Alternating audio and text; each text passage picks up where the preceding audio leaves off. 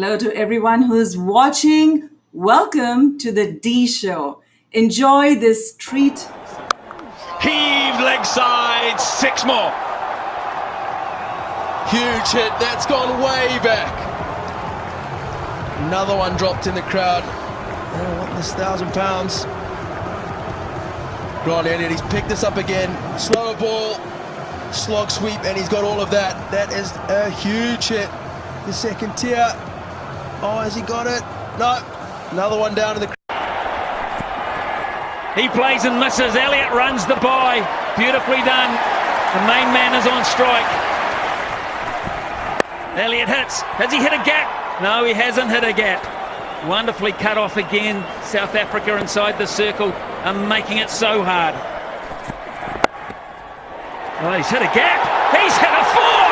Daniel Vettori has passed. Oh, playing a miss. Elliott runs through. They're going to have to run him out. They miss.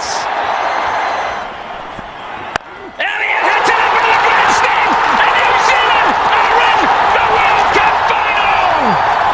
Grant Elliott, Superman. Oh, that could be out. Should be out. Is out. Steyn gets the breakthrough. And Ronke is gone. He gets it wide. He won't get it to the boundary. He'll get a couple. He'll retain the strike.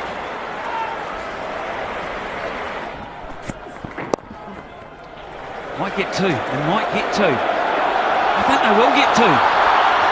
Oh, direct hit, was it? No. The stumps light up. I think the cock has knocked the bails off. The throw must have been also close. South Africa aren't interested, and Elliott was struggling. Going down to fine leg.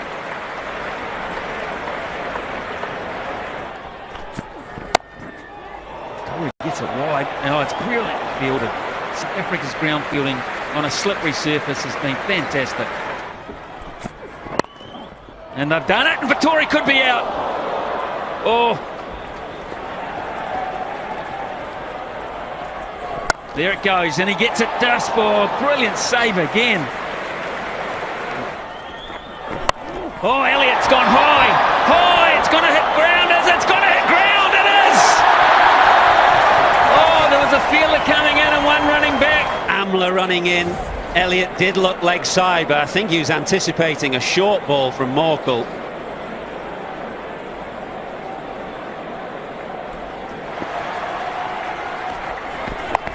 Oh, he can't get any timing in that either.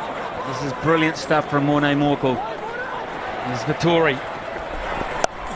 He gets it away through down. Oh, Steyn does beautifully. Dale Steyn, he beauty. South Africa, great commitment, bad hamstring and all. Not now, maybe not now. Elliott crunches it over cover. Oh, it's gone up. Now, someone's got to get to this, surely. Someone's got to get to it. Oh! They've knocked it off! No, New Zealand don't want to run. It's calamity out there. He's the man, he had it, but Dumini is just looking skywards. He's no idea that Bahardine is there, and he closes down on him. He plays and misses. Elliott runs the bye. Beautifully done. The main man is on strike. Elliott hits. Has he hit a gap? No, he hasn't hit a gap. Wonderfully cut off again. South Africa inside the circle are making it so hard. Oh, he's hit a gap. He's hit a four. Daniel Vettori has passed. Oh, playing a miss. Elliott runs through. They're going to have to run him out. They miss. Elliott hits it up into the grandstand. And New Zealand are in the World Cup final. Grant Elliott, Superman.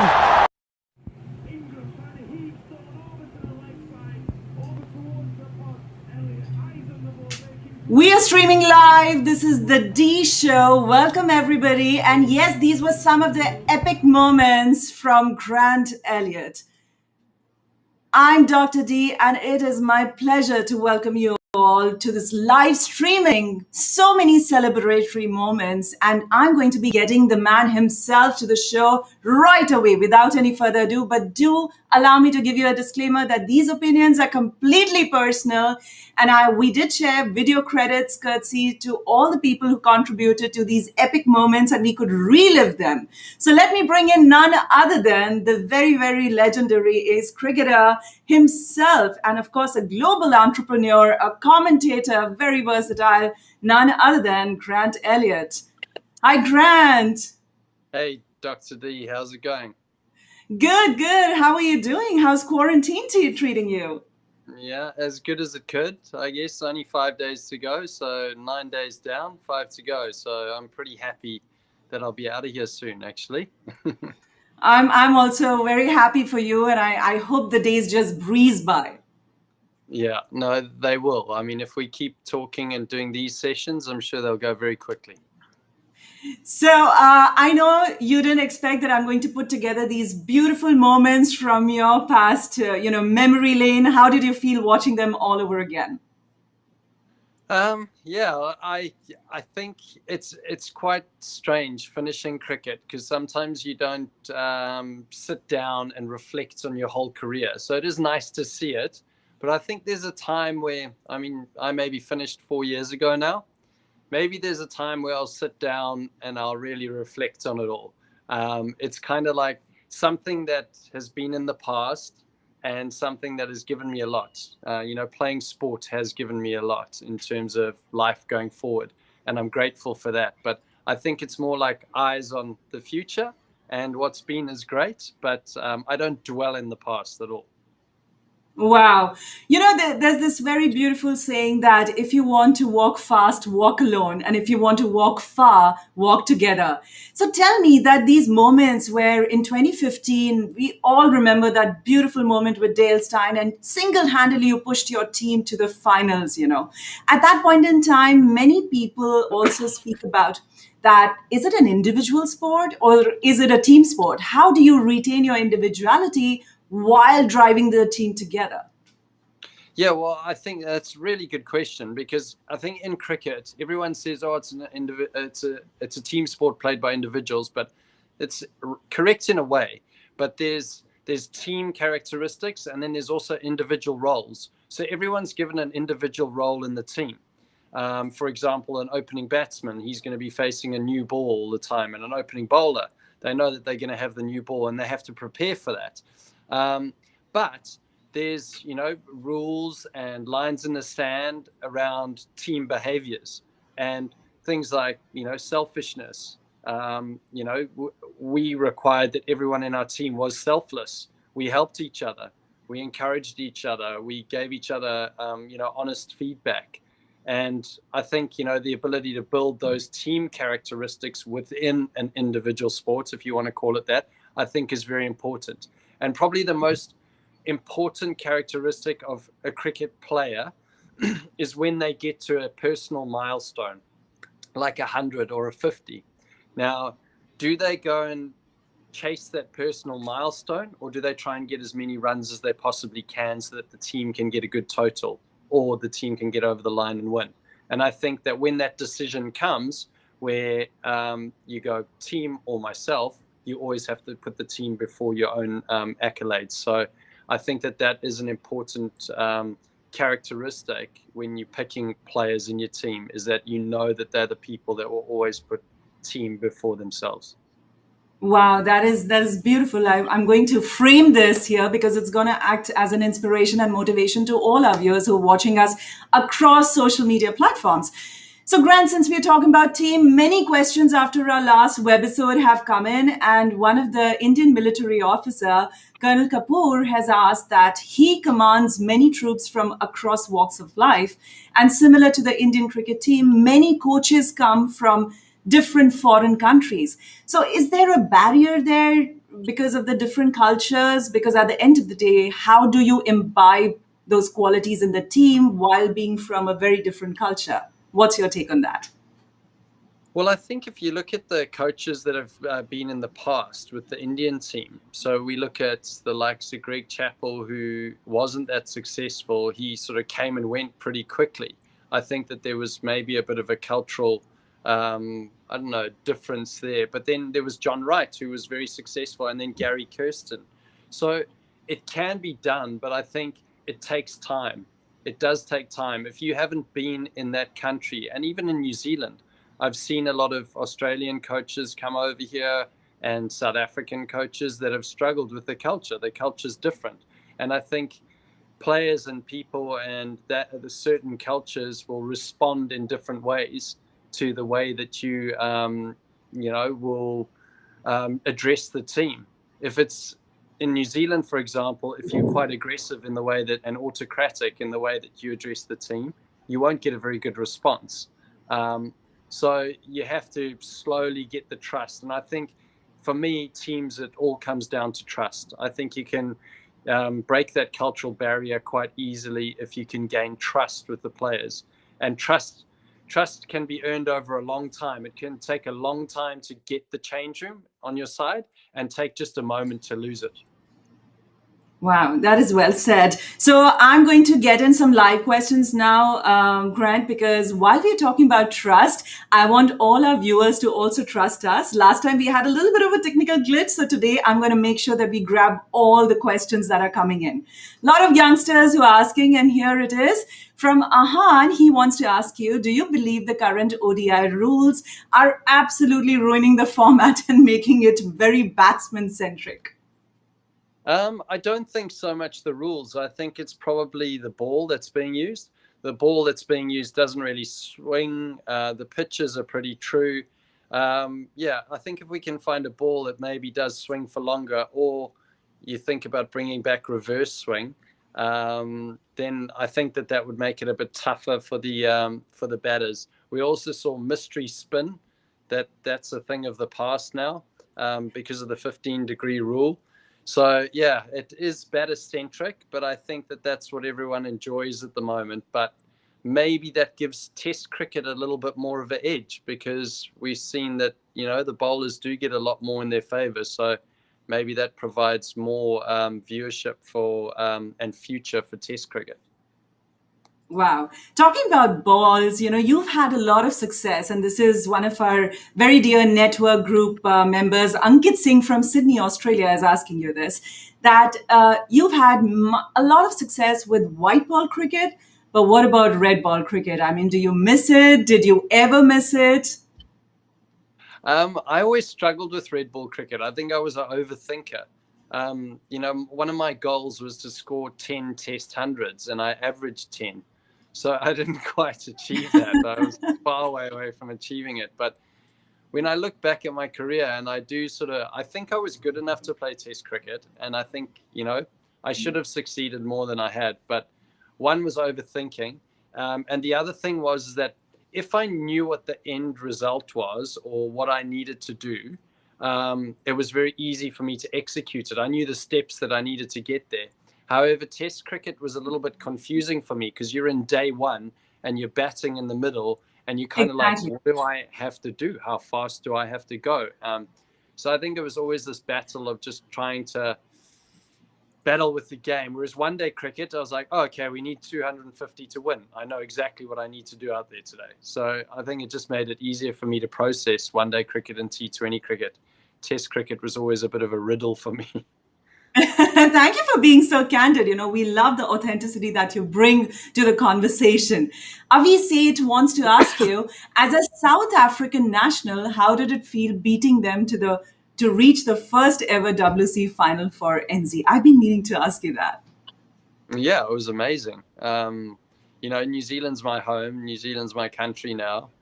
South Africa was my country of birth. So obviously, I do have a love for South Africa as a country. However, things change. And I think that the toughest thing for me going through that game was that I went through all the heartache and pain that South Africa has been through in World Cups. They've been through 3 or 4 really bizarre moments in World Cups. They've been quite unlucky. So I think I felt the pain of all the players when we beat them, but I also had decent perspective at that time where, I just thought it's a game. There's a winner, there's a loser. It is what it is. At the end of the game, you hold your head up high. On another day you win, another day you lose, and you can't really live or die by that, and it doesn't define you as a person. And I think that's really important. your results on the sports field don't define the character of person that you are. And if you do let them define you, then you're going to be in for a real roller coaster of a ride, because there's more failure than success in cricket. So true. So tell me, I'm going to ask you this, Tuffy, that which has been your worst ever cricket day in your history of the sport? Oh, there's so many. Really? So many. Well, Okay, one of them. Do you know, Dee, Sachin Tendulkar, he's the best player in the world, right? And his success would be defined by scoring a 50 or 100 as a batsman. He'll be like, that's a good day. Now, he only scores 50 or 100 once in every 3 innings. So he's failing 66% of the time. Now, he's one of the best players in the world. Now, for me, I'm going to be failing 85% of the time. So I'm having a bad day 8 out of 10 or 9 out of 10 days. So to be motivated and keep that drive and that ambition and desire is really tough. But I mean, one of the days I had, I got a pair, so which means 2 ducks. So 4-day game, I got a duck and a duck. So I spent 4 days standing on the field and got 0 runs and faced about 5 balls. So that was the worst day. Yeah, and you start thinking to yourself, do I really want to do this as a job? Yeah. So just like all of us mango people, do you also drink your sorrows out for the day and go past it? What do you do? What do you do to beat the grief of the day? I think it's what I said before, is like your results don't define you as a person. So you're still the same person. That hasn't changed. Obviously, you really want to, perform, but you just have to have that belief that, oh, well, it's a bad day, but, the next day is going to be better. And you have a very consistent attitude, energy, and character that you bring to the team all the time, irrespective of whether you're up or down in your performance. And I think that's something that not a lot of players can perfect. And I think it takes time. And as you get more mature with your game, you do believe that your next day is actually going to be better. Whereas when you're young, you start doubting yourself, and fear of failure comes in, and all of that pressure just, it seems like it weighs so heavily on you that it has an effect on your performance, and your energy dips and your mood dips and your drive. So, you don't want to be tense. You want to be relaxed. You want to enjoy it, and you want to be consistent. And that way you actually you give yourself the best chance to perform well. But all of this is a lot of, self-affirmation, justification after a bad day. What is that quick fix for you? Like, for example, do you drink a can of Coke? Do you have a cheat meal? What do you do? I loved life outside of cricket. So generally, yeah, I enjoyed being social and going out with the guys. And you obviously can't go, and have a huge night out. That would be great if you could do that every day. You might have to go back the next day, but generally just, go out and forget about it. Try and compartmentalize it. That was cricket. That's gone. Now I'm with my teammates and I'm having a good time. Super. So Anupam has been wanting to ask you that South Africa has exported 17 great cricketers to England, Australia, and New Zealand. Is there a lot of politics in selection or some other reason? I think, South Africa obviously does have the quota system in place. So, which, as far as I'm concerned, given what happened during apartheid, I think, positive discrimination, I think it's called. I think that it is a good thing for the country to recover. However, some people might feel like it pushes them out and they feel like they have more opportunity elsewhere. So they'll go and try and grab that opportunity in other countries. And that's what we're seeing. I mean, we're seeing South Africans all over the world. I think because the foundation of school sport is so strong in South Africa, I think that we do get quite a good grounding when we're there. And, in New Zealand, small club cricket, that's where we get our grounding, I think. Wow. And an extension of that question, Rajaram right now just asked us, do you think any silos exist in the Indian team? Wow, that's going to be a tough one. Are you going to You be mean candid or politically you mean correct? you mean silos being cliques within the team? Is that what you mean? Well, I think that's what he's asking.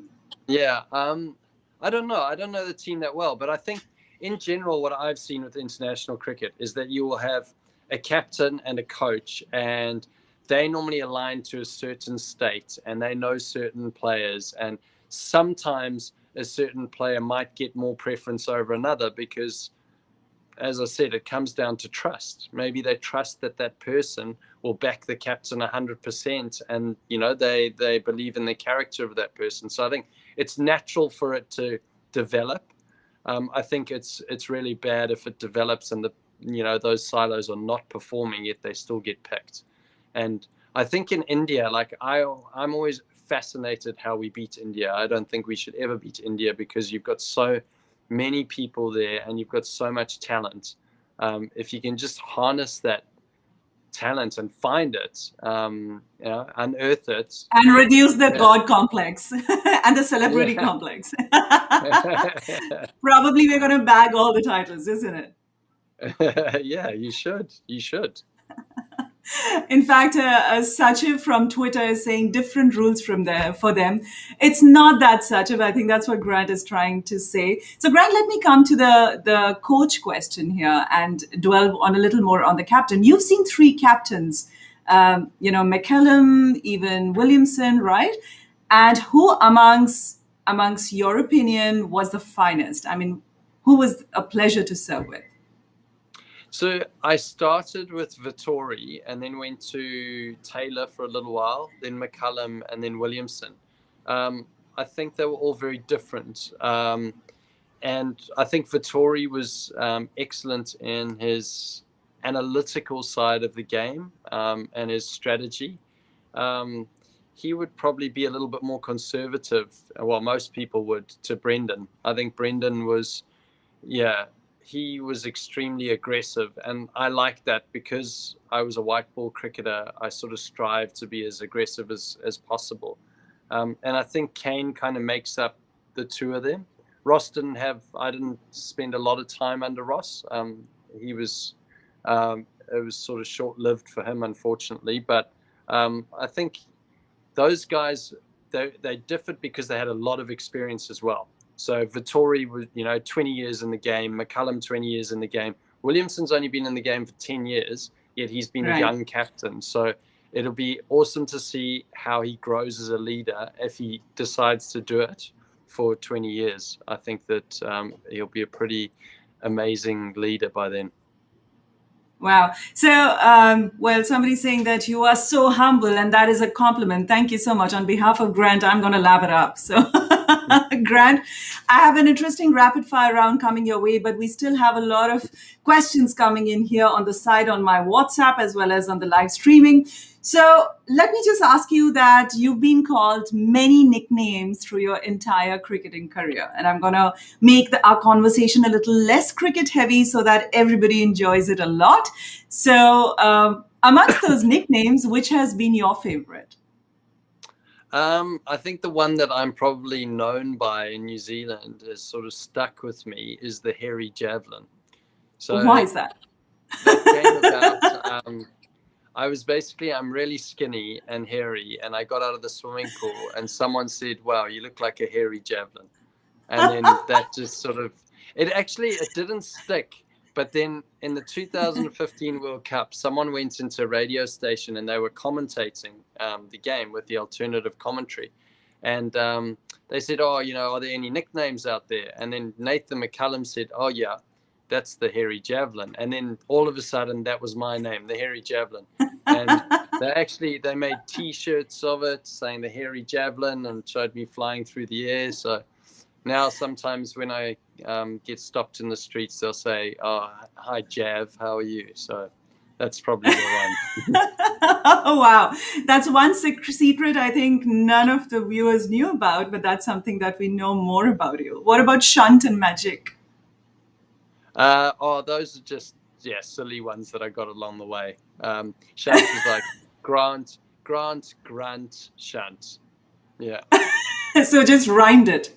Yeah, eventually it just rhymed into something. Yeah. And magic came about because it happened I'd during rather some not. match? I'd rather No. not. I'd rather not talk about that one. Okay. Okay, so now that you are a commentator yourself, have you ever had a faux pas or a oopsie moment, or have you, while playing, encountered that somebody's done a big blunder? Because when we are doing live shows such as this, trust me, sometimes we are humans too. We land up doing a little bit of faux pas there. Well, recently I was commentating for Spark, and it was Pakistan versus New Zealand, and I said that one of the players could smell the triple figure. I was meant to say, because he was close to 100, and I said he can smell the triple finger, and everyone just burst out laughing like that. So that was a little bit embarrassing. And then the thing is with making a blunder these days, it goes viral, doesn't it? So yeah, I'm pretty sure you'd be able to find that somewhere on the net. Just type in Grant Elliott triple finger, and I'm sure something will come up. Oh my God. That is a funny story. Now tell me, what are those two things that you learned from the cricket world and you got it to the boardroom? Two things top of the line, because many people are asking that. I know we touched upon this in the last show, but if you could just, help us understand a little more. I think being humble is something, or selfless. Selfless would be number one. I think that you do everything for the team, everything for your company.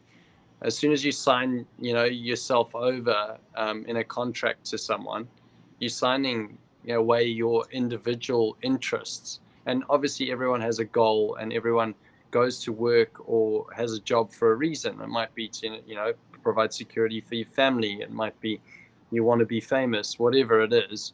Be a millionaire. But I think that you have to push all of that aside, and you have to understand what the team or company's goal is, and that comes first. If you reach that, you will reach your individual goals as well. So that's the most important thing, is being selfless. I think the other one is that you need to be transparent, and I think vulnerable. So with your colleagues, with your teammates, is gain enough trust so that you can be vulnerable, so that when you don't know something, or you don't have the answer to it, you actually can put your hand up. And when you make a mistake, you can say, I made a mistake. Okay, well, that's fine. Just don't do it again, So I'd say that those two character traits, I think, are very important. So what have been tougher innings for you? Has it been the sports or the cricket career, or has it been the entrepreneurship? Because entrepreneurship is tough. I know that. That's a great question. I think they're equally as hard, because I think, when you're in startups and, you're trying to pave the way as something new, you're generally failing as well, which I think is why I'm endeared to it. Like, I'm not worried about failing, because I failed so often as a cricketer. You just pick yourself up and you learn from it. So I think they're equally as tough. But I think making the transition from cricket, where you've got your teammates and everyone around you, and you play a sport that you become basically an authority in, and then suddenly all of that's gone and you're starting at the bottom of the heap again, that's tough. So transition from cricket into whatever it is you decide to do is the toughest period, and I still feel like I'm kind of going through that, I reckon. Wow. Okay, so our young friend Avi wants to ask you one more cricket question. 26 years to the first test win, 40 years for the first series win, and 91 years to an ICC trophy. Does the WTC win in a way feel like you are doing as well, given that cricketers like you took NZ cricket here? Wow. Quite an interesting and intellectual question, Avi. Thank you. Well, Avi, it wasn't 26 years to the first test win, surely. We've won more tests than that. But I'm just reading the question.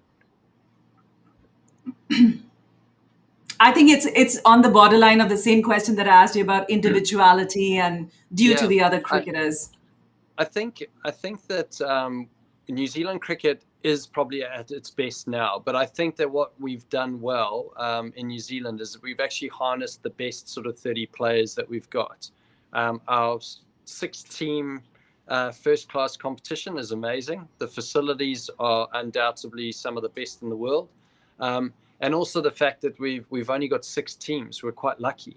You know, you look at the county system; they got 18 counties, I think it is. So. You know, we're lucky. We just have to maintain 100 first-class cricket players and give them every opportunity to perform at the top level. Yes, we're having a golden run, but we must be doing something well in the pathway. I think the pathway is pretty clear to international cricket, so that we've got a huge advantage. And we've got a small pool of players, tiny pool of players compared to India. So I think the cream, it's obvious that when the cream rises to the top and then you just give them every opportunity to grow.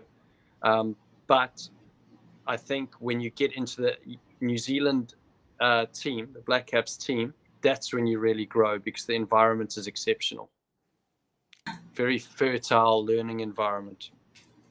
Wow. So tell me, we all, when we grow up in our careers, we always meet some youngsters in our industry who give us a little bit of a resemblance of how we were. So do you see that resemblance in the current New Zealand team? Who is that one person that you think is walking your path? No, I think everyone is. We're all individuals. We all do it in a different way. We've got our own characters, and I think in any environment you need to help people to express themselves and encourage them to be individuals. I don't think that cookie cutting people and, you know, this factory processing that everyone needs to be like Virat, you know, or everyone needs to be like Sachin Tendulkar. Doesn't work like that. We're all different. We're wired differently. But I think that, you know, the main thing is that you are taking on the legacy and the culture that we've currently got in the New Zealand team. And I'm very excited about how that culture has grown and the environment has grown, and they're becoming good people. They are good people. They're not just good cricketers, but they're good people. And I think that that's the most important thing, because I do think that good people, you know, will perform well under pressure as well. I think an extension of that question is here. Pradeep is asking, what is your advice and some tips to teenagers who aspire to make it to Black Caps? You know, I think that first and foremost, you have to enjoy the game. If you're not enjoying the game, then, you know, find something that you do enjoy. You've got to play with a smile on your face. But I mean, it takes hard work and dedication. I mean, I was a professional from the age of 16, so it didn't come easy. And I think a lot of the kids think that, you know, it comes easy. But I think maybe spending a day in the life of professional cricketers and actually walking through a day of what they go through, it's tough. I did a fitness session with the Black Caps today on Zoom, actually. I wasn't nearly as fit as them, but Wow. yeah, they're dedicated guys, man. Every day they're eating right. They're, you know, doing the mental stuff they need to do. They've got the desire and, you know, the physical stuff and strategic, technical. There's so many pillars that you have to perfect. Fantastic. I know, Grant, I've overextended my hospitality here because we've shot above 30 minutes, but so many questions came in, and now I'm going to deep dive into the rapid fires. Are you ready? I want you to give like just, so. Yeah, don't think too much. Whatever comes to your mind first. Okay. All right. Okay. Starts now. Your favorite batsman, Tendulkar, Jayasuriya, Lara. Tendulkar. Okay. Favorite holiday destination of choice, mountains or beaches? Beaches. And name the city where you would like to go on a holiday with beach. Oh, Barbados. Wow. Okay, GOAT in tennis. I know you follow tennis very, very lovingly. So Federer, Djokovic, or Nadal? Federer. Oh, wow. I'm a FedEx fan too. Most memorable match, New Zealand versus England in 2008, your debut for New Zealand, or 2015 World Cup semifinals? 2015, definitely. 20. Okay. 2021 T20 World Cup winner prediction. As per you, Australia, England, or India? How are New Zealand not in there?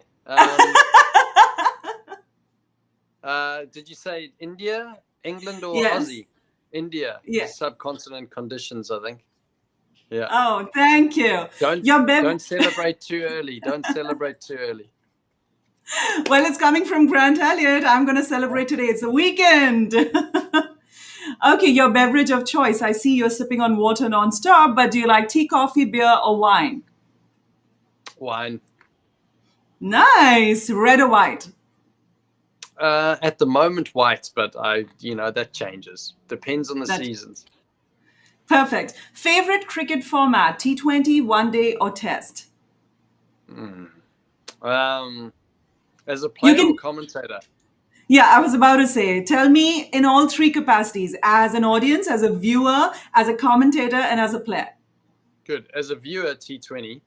As a player, I preferred one day, and then as a commentator, actually test. So that's all three. All three, wow. If you could be a superhero, who would you be? Hulk, Thor, or Superman? Probably Superman. Okay. And tell us one thing about you that we don't know. Of course, we've got to know about the hairy javelin, but another secret of your life that we don't know. Oh, that's a tough one, Dee. I don't know. I can't think of that. I've got a dog called Chester, a Labrador. Oh, wow. Golden or a black? Black. Oh my God, thank you. A big hug to Chester. Thank you for being so candid on the show. Come on, what do you want to say? Well, Vishal is saying it was a wonderful rapid fire. Thank you, Vishal. I'm glad you like the content. Grant, your closing remarks to all the viewers who are here. Yeah, thanks so much for having me on the show. And I think to everyone that's watching, especially in India, I know it's been a tough time. We got an office over there as well. But I think, we're near the end. I think the main thing you can do is just stick together, make sure that you help each other and work as a team. I think, teamwork, families, really cherish the time that you can spend together, and hopefully we can get out of this thing and we can grow as people. We come out of it better people that can help community and the people around us. Wow. Thank you, Uday. I'm glad you like the rapid fire, and the closing remarks by Grant have been phenomenal. Be safe, be connected with your family, and this is amazing. Wow, Uday, thank you so much for another compliment. Uday saying, great interaction, Grant. You are phenomenal, resonating my thoughts. This is fantastic. So I will encourage all of you that Grant is approachable. Connect with him, follow him on social media. He's there on LinkedIn. Connect with him. There are always going to be opportunities, and I'm going to try my best to keep bringing him to India and for the Indian audience. Thank you, Grant. It's been a delight speaking with you. Thanks, Dee. Thanks a lot. Take care. Cheers. Happy weekend. You too. Thank you, everyone. Thank you for watching and joining it. It means a lot to me that you are so encouraging by asking questions, engaging, giving your comments, feedback. I love it. I'm Dr. D, and I will always bring forth very interesting and unique content and something about people that you don't know that is worth being inspired with. So stay tuned, subscribe to my channel. Don't forget, my handle is right there for you. Subscribe to @Divya Jetli numeric 1 on YouTube and hashtag The D Show.